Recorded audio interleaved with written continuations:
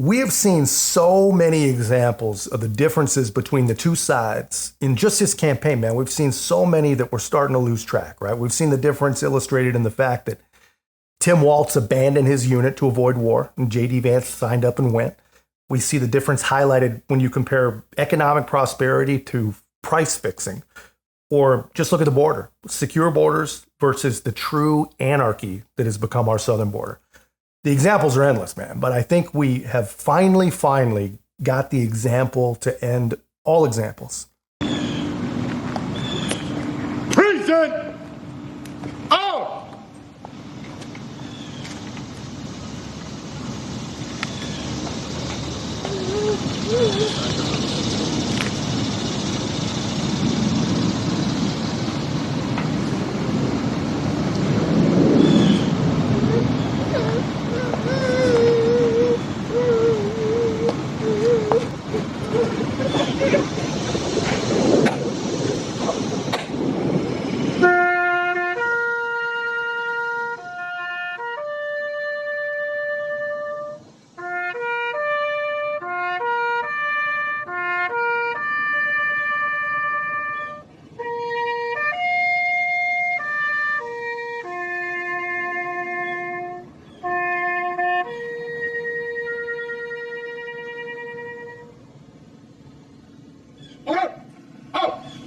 Honestly, man, I wasn't even going to do a video on this, mainly because the entire situation, man, everything about it, everything about our Afghanistan surrender and defeat just makes me freaking angry. It makes me so angry. It really is. It's the crowning example of American weakness. You know, we've been a nation for 248 years, and we've been waging war for over 400 years. And what Joe did with Kamala's help and blessing is the weakest, most damaging thing that we have ever done to the entire world.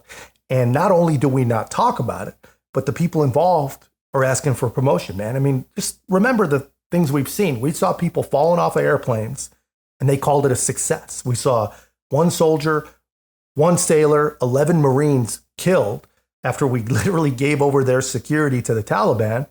And Kamala Harris said that that was just uncomfortable, but necessary. And still, we don't talk about it. It's almost like the only person that has been talking about this for the last 3 years, almost daily, is Donald Trump. And it's just damn depressing, man. And the only reason I'm showing this is because it should have been the sitting U.S. president laying a wreath at Arlington National Cemetery, but it's not. He did nothing. He didn't release a statement, didn't do anything. You know, he actually even forgot these kids died. If you remember the debates, he doesn't care. And Kamala Harris, who wants you to put her in control of our military, she doesn't even care enough to pretend to care. Wherever he is, vacationing or not, to say, I was wrong to miss this obvious point about no soldiers dying under my watch. The president was making a larger point about ending our longest war. Yeah, but they're no a other large commander point, in chief. right, John? They're a large point. He also recognizes, Neil, that nothing he can say, particularly on a day like today, when we should be remembering the 13 who were killed at Abbey Gate, nothing he can say is going to assuage their grief, their sorrow.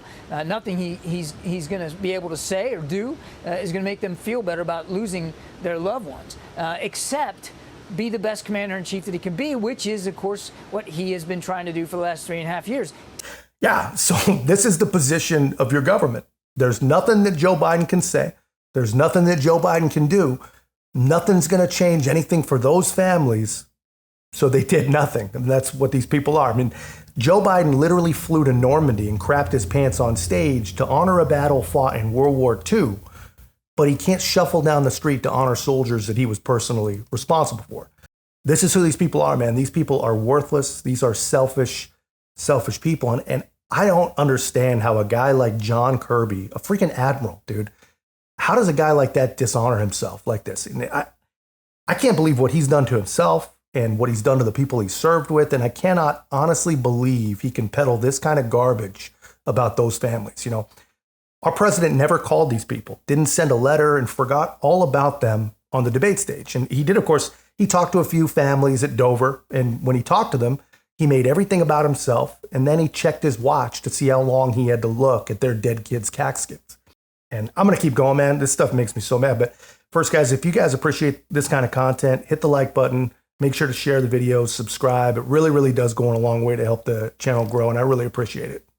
Well, I stood there on the tarmac watching you check your watch over and over again. All I wanted to do was shout out, "It's 2:30, asshole." But out of respect to the other grieving families, I bit my tongue once again. Well, as you could probably tell by now, I'm done biting my tongue.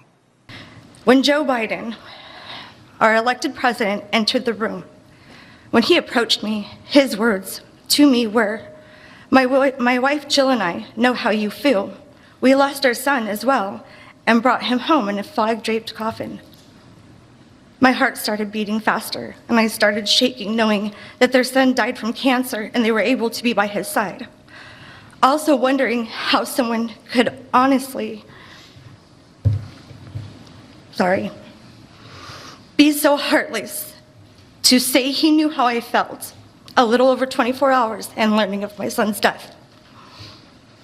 After this encounter, I have never had any personal correspondence, nor has my son been honored or his name spoken by this commander-in-chief or his administration on what I feel is because of their failures and poor planning to exit our troops from Afghanistan. These people died needlessly, man. They freaking died for nothing. And actually, what they died for was to show us how shameful and how incompetent every bit of our leadership is, and how little, honestly, how little so many of our citizens actually care about holding them accountable, man. Their death showed us this. What's your response to reports of Americans? Hold on. Slow down, everybody. I want to talk about two things. First, Afghanistan. That's the night that these service members were killed. And the lady who wants you to put her in charge for a possible round 2 laughs about it and acts dismissive, right? These are not good people, man. And it's crazy, guys. If you wander through any of the internet echo chambers, you listen to any of these puppet propagandists, they're all crapping all over Donald Trump for showing up. They're saying it's a photo op, when in reality, the guy's been talking about it almost daily since it happened. And one of the many policy demands and proposals that he's got out there is actually one of my favorite. I think it sends a really pretty damn clear message. He says that when he wins, every single person that was involved in the planning or execution of the Afghanistan surrender, if they were in a leadership position, they better have their resignation on his desk by noon on Inauguration Day. That's as strong as it gets. And that's something that should have happened 3 years ago. And the left says that he's just engaging in photo ops, right? While the guy responsible doesn't do a thing, doesn't utter a word. And I've shown you this before, but Joey knew that everything that happened was going to happen. And it makes a big difference to tell the American people the truth about what our options are in ending this war.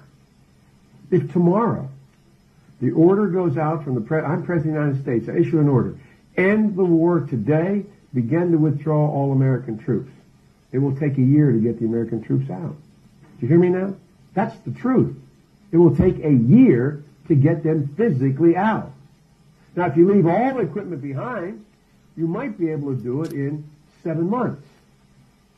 And you leave those billions of dollars of weapons behind, I promise they're going to be used against your grandchild and mine someday. He knew. He knew for freaking years, man, and he did it anyway. And I'm pretty sure he's probably right about what comes next as well with those weapons. It's the first foreign policy item that he actually got right in his entire career, and he still managed to make the wrong decision. And now... He just made a really big decision. Afghanistan. Yes. Were you the last person in the room? Yes.